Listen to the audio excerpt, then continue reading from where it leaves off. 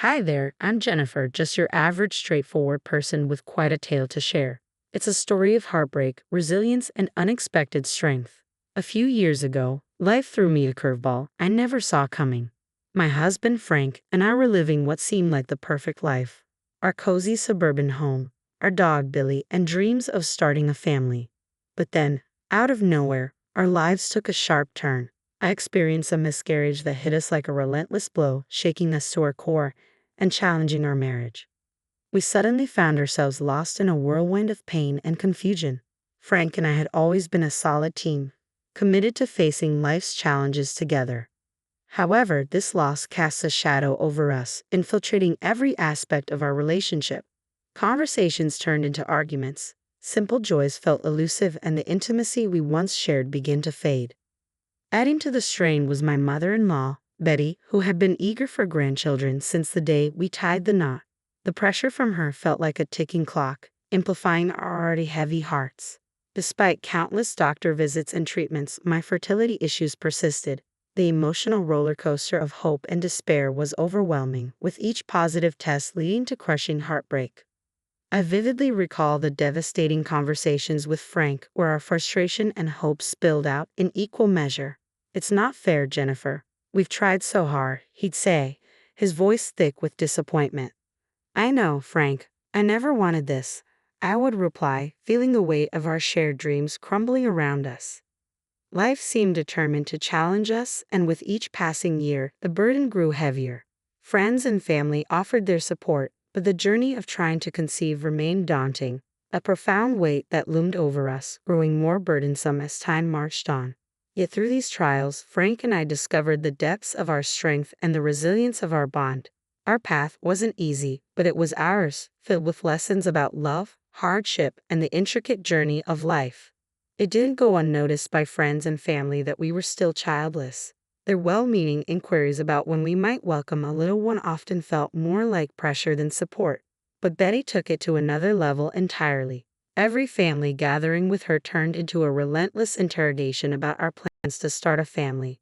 It often felt as if she were pointing the finger at me, as though the absence of children rested solely on my shoulders, especially given my fertility struggles. "Jennifer, it's so lovely to see you. How have you been?" Betty would begin sweetly. "I've been good, Betty. Thanks for asking," I would reply, bracing myself for what came next. "Any good news to share? How about a little one on the way?" "Betty, we've talked about this. We're still trying, but it's not that simple," I'd respond, trying to keep my frustration at bay. Trying to keep my tone light. "Oh dear, are you sure you're doing everything right? You've been married for quite some time now. Maybe it's time to see a specialist." "Yes, Betty, we've seen specialists. We're doing everything we can. It's just not happening as easily as you might think." "Well, maybe you should try some natural remedies. I've heard that herbal teas in certain positions can help. I really want a grandbaby." "Betty, this is a private matter. We're handling it the best we can," I'd insist, hoping to steer the conversation away. "Oh please, private? We're family. We should be able to discuss these things openly." "I understand that, Betty, but let's just enjoy our time together today without discussing this, okay?" "All right, dear, but tick-tock, time is wasting, and soon you won't be able to have kids." "I'll keep that in mind, Betty." It was always like this. I felt an immense weight of pressure and shame for not meeting her expectations of a perfect daughter-in-law who would bless her with grandchildren. Ironically, she never imposed such expectations on her own daughter, who wasn't even married yet and seemed to escape scrutiny. It was incredibly frustrating. This period in our lives was tremendously challenging. The pressure from Betty only continued to build, and it felt like she was constantly holding my fertility struggles against me. I could see the strain it was putting on both Frank and me. I suggested adoption several times, but Frank was adamant about having a biological child, which led to heated arguments between us.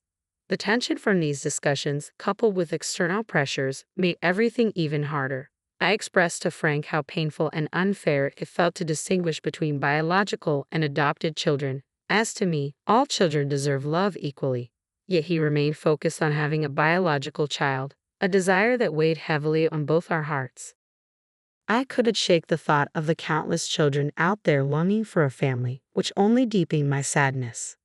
As for Betty, her attitude escalated to overtly harsh territory. She relentlessly blamed me for her inability to have children, as if my fertility issues were something I could resolve with a little more effort. It created an unbearable situation where I was fighting to preserve my marriage while enduring constant judgment and reproach. It was an emotionally draining ordeal. Betty never hesitated to express her dissatisfaction. "Jennifer, you need to fix this and fast. You're the reason we don't have any grandchildren yet," she'd confront me. "Betty, I've been trying everything I can. It's not as simple as you think. I'm dealing with fertility issues," I'd reply, my patience wearing thin. "Well, you need to try harder. We can't let our family line end with you," she retorted, her fixation feeling almost dystopian, as if she expected me to fulfill some sort of Handmaid's Tale scenario. Overwhelmed, I decided to seek some insight from my sister-in-law, Amy, who always seemed more empathetic. "Amy, I don't understand why your mom is so fixated on me having a baby. It's not entirely under my control, and she's making my life miserable." I confided in Amy, hoping for clarity. "Jennifer, it's not just about grandkids," she hesitated, hinting at something deeper. After some coaxing, she revealed her troubling thoughts. "I overheard Mom talking to some family friends. She's worried that Frank might leave you for someone younger, someone who can have kids." "What? Frank would never do that. Why would you even think such a thing?" I was shocked. "I know you believe that, but remember, Frank was quite the ladies' man before. I didn't want to say anything because he's my brother, and I'm loyal to him." "You're lucky I'm even sharing this with you," Amy admitted. "Honestly, I think Mom might have a point." "Yeah, Jennifer, time is ticking," she added, echoing the harsh reality looming over us. This revelation shook me deeply, intertwining my marital uncertainties with the invasive pressures from Betty and adding layers of complexity to an already strained relationship. Hearing about the possibility of Frank leaving me for someone younger left me staggered. Amy hinted at a younger coworker, an intern around 25 years old, with whom Frank seemed to enjoy chatting a bit too much. The thought that my husband could even consider leaving me, or worse, engaging with other women behind my back, was shattering. My heart felt like it was being torn apart by the potential betrayal. After grappling with my suspicions and the agony they caused, I reached a breaking point. The distance between Frank and me had widened into an unbridgeable chasm, and I knew it was time for a confrontation. One evening, sensing my withdrawal and standoffishness, Frank asked me about it. Overwhelmed by pain and frustration, I confronted him directly about his fidelity. Initially, Frank denied everything, as anyone might in such a shocking situation, but as the conversation wore on, he eventually confessed to his indiscretions. The revelation of his affair with a younger coworker unleashed a torrent of emotions within me. In a moment of intense anger and hurt, I slapped him, a stark reflection of the pain he had inflicted. Frank's reaction was predictably mixed with pleas and requests for forgiveness, but I could see right through it. Over the years, I had built a stable and prosperous life for myself, making wise financial decisions and advancing in my career. It dawned on me that Frank might have been holding on to our failing marriage, not just out of love or a desire for a child, but perhaps also to secure a financial safety net through potential child support payments in the event of a divorce. Feeling manipulated and used, I declared that I wanted a divorce. I was exhausted by the deceit and emotional turmoil. "How could you, Frank? How could you betray me like this?" I demanded, my voice shaking with disbelief. "Jennifer, please just listen. I messed up. I know I did. I'm so sorry," he pleaded, desperation dripping from his words. "Sorry doesn't cut it, Frank. You cheated on me with someone from your office." I shot back, my rage bubbling to the surface. "Jennifer, you have to understand. I was feeling so inadequate, so unfulfilled. I thought having a child would make me feel like I was worth something," he tried to explain. "Oh, so you thought cheating on your wife was the solution?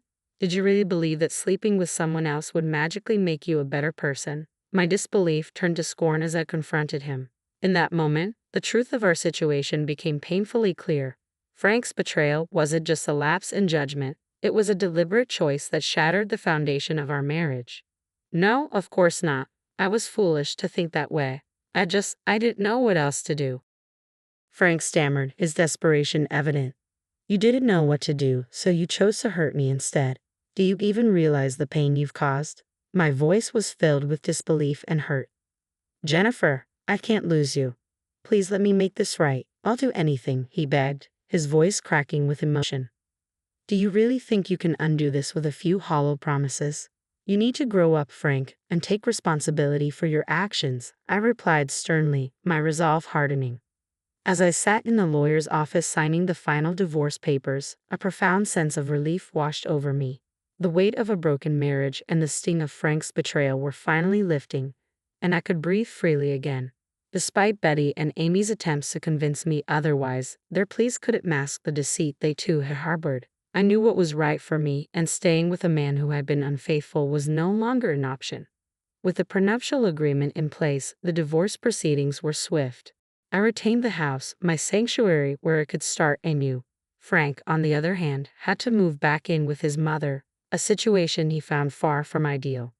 The day the divorce was finalized, I left the lawyer's office feeling liberated from a toxic relationship. But as I drove home, a sudden wave of nausea overwhelmed me. I quickly pulled over, stumbled out of the car, and barely made it to the roadside before I threw up. The twisting in my stomach felt like the emotional toll of the divorce finally catching up with me. But as the nausea persisted over the following days, I realized this was only the beginning of my journey. I started to suspect there was more to this situation. The very next day, I was jolted awake by the incessant ringing of my doorbell. To my dismay, it was Frank, Betty, and Amy causing a commotion outside. They barged into my home uninvited, shouting about the prenuptial agreement and how it was unfair to leave Frank with so little, given my financial status. Betty wasted no time in cutting to the chase. "Jennifer, we're here to collect some money as compensation for all the years Frank wasted with you," she declared brazenly. "Have you lost your mind? Don't you realize the divorce is finalized?" I retorted, incredulous at their audacity and the absurdity of their demands. Their presence in my home, making such outrageous claims, was the last thing I needed after everything that had transpired. "I don't owe him anything," I insisted, my voice rising with frustration. "Sure, but this sounds like some sort of side deal, right?" Frank argued, trying to justify his demand. "A side deal?" I echoed, incredulous. "Yes," he insisted. "Jennifer, you've put me through a lot, and I need compensation. You're lucky we aren't taking this to court." Amy nodded in agreement beside him. "Yeah, he's been through so much stress because of you. We think $150,000 should cover it." I was stunned by their audacity. A fire ignited within me as I faced them, my voice trembling with a mix of anger and disbelief. "Are you kidding me? Do you really think you deserve compensation for the years I spent trying to make our marriage work? If anything, I'm the one who deserves compensation." I knew Frank was practically broke and had no way to pay me anything, yet here they were, attempting to bully me into giving them money. Refusing to be intimidated, I declared, "The whole point of a prenup is to protect my assets. You need to leave my house immediately." But then a plan began to form in my mind, one that would truly shock them. "Wait just one moment. Before you go, I need to show you something." My heart pounded in anticipation as I hurried upstairs. When I returned, I held the pregnancy test in my trembling hand. Their eyes widened with shock and disbelief as they saw the positive result. As they passed the test around, I explained, "I threw up last night and decided to take the test on a whim." The result was unexpected, to say the least. Later today, I have a hospital appointment to determine how far along I am. Frank, Betty, and Amy stood there, jaws practically on the floor, unable to comprehend the twist of fate that had just unfolded before them. "You know what, Betty, Amy? Karma is a real piece of work, and I guess the universe decided it was time to bless me. I'm having a baby, but I'm no longer tied to any of you. The baby might be Frank's, but this baby is going to be all mine." "I will change my mind," I declared firmly. Betty and Amy exchanged worried glances before Betty spoke up, her voice tentative. "Jennifer, let's not be too hasty. We could work something out and discuss an arrangement." Frank finally found his voice, mumbling incoherent apologies, his eyes brimming with regret. But I wasn't interested in any of it. I had endured enough of their manipulation and toxicity. No more arrangements, no more excuses. Get off my property, all of you, before I call the police. "I'm done with this toxic circus," I stated resolutely, my decision. I could feel their desperation to change my mind. But after years of their emotional pressure, I was unwavering. I had built an emotional barrier that wouldn't be easily breached. In our tense standoff, Betty broke the silence, her voice tinged with desperation. "Jennifer, you have to understand that we care about this family. We want what's best for you and the baby. Frank may have made mistakes he knew about. By the way, But that's not important right now. He's the father, and he has a right to be in his child's life. Yeah, Jennifer, you know how long we've been waiting for this. We can make this work. Trust me, she continued, trying to persuade me. I sighed, struggling to keep my composure. I understand your concern, but what you fail to grasp is that Frank's actions caused this rift in our marriage. He cheated on me. Betty, you're a smart woman. I'm sure you don't even believe what you're saying. You three are just trying to get into my life to access my money. That's ridiculous. Yes, I agree you're taking this too far, Frank chimed in, his voice shaky. Jennifer, I messed up big time. I regret what I did, and I'm willing to make amends for the sake of our child. Can't we try to work this out? I looked at him, my eyes filled with a mix of anger and sadness. Frank, this isn't just about your infidelity. It's about years of emotional manipulation and pressure from your mother and sister. I've endured so much because of your family, and I can't go back to that toxic environment. Amy tried a different approach, her voice softer, attempting to sound conciliatory. Jennifer, we admit we made mistakes too. We were too pushy, and we're sorry for that. But we only wanted what was best for you, even if we went about it the wrong way. Please, for the sake of the family, reconsider. But I wasn't swayed. Sure, Amy, but it doesn't change what happened. I've made my decision. I want a fresh start for myself and my child, away from the constant pressure and guilt trips. So, thanks, but no thanks. Clearly frustrated, Betty raised her voice. You're being unreasonable, Jennifer. You can't just cut us out like this. I took a deep breath, my patience wearing thin. I can and I will. My priority now is the well-being of my child, I asserted firmly. Their attempts at reconciliation felt shallow, and their motives were transparent. In that moment, I knew I needed to stand strong, not just for myself, but for the future of my child, free from the turmoil and the strings attached by Frank and his family. I've decided not to expose my child to such a toxic environment. You all need to leave. I won't change my mind, I stated, my voice resolute. Amy's eyes filled with tears as her voice trembled. Jennifer, please don't do this. We love you and want to be a part of your life and your baby's life. As I had mentioned before, you can have a relationship with the baby, but I will not compromise my happiness and mental health for anyone. Please, I don't want to repeat myself. I struggled to maintain my calm. Frank, who had been quietly weeping throughout the conversation, finally spoke up, his voice cracking with emotion. Jennifer, please reconsider. I'll do whatever it takes to make things right. I'm sorry about those girls. They meant nothing. I looked at him, feeling a pang for the man I once loved. Frank, it's too late for us. But you can still be a good father to our child. Just remember that actions speak louder than words. With that, I turned and walked away, locking the door behind them. Betty, Amy, and Frank stood there, their faces a mix of sadness and regret. It was time to start a new chapter in my life, one where I could breathe freely without the weight of their expectations and demands. Life had indeed taken a turn for the better. I had my beautiful baby girl, the center of my universe. She was healthy and thriving, a source of immeasurable joy. Each day spent with her filled my heart with love and gratitude. I decided to allow supervised visits with Frank, Betty, and Amy, believing my daughter deserved to know her father and connect with her paternal family. However, I set clear boundaries, expecting them to be respected. Yet every visit seemed to come with the same chorus of pleas and accusations. They insisted I was being selfish for not reuniting with Frank. The pressure and guilt-tripping were relentless, wearing down my patience. One day, during another supervised visit, the familiar arguments erupted. Betty and Amy launched into their usual tirade about how I was tearing the family apart, claiming I was depriving my daughter of a complete family and that she deserved to have her parents together. I had had enough. After gently placing my baby girl in her crib, I turned to face them, my voice firm yet weary. I've been patient, I began, ready to reassert my boundaries and defend the peaceful life I had fought so hard to create for my daughter and myself. I've strived to maintain a civil relationship for the sake of our child, but the constant badgering and shouting are simply unacceptable. When Frank attempted to intervene, saying, Jennifer, please can't we talk about this? I firmly shook my head. No, Frank, this isn't up for debate. I've made my decision, and it's final. I won't tolerate this environment for our daughter. My resolve was clear. Betty and Amy exchanged frustrated glances but continued to argue, accusing me of being rigid and unreasonable.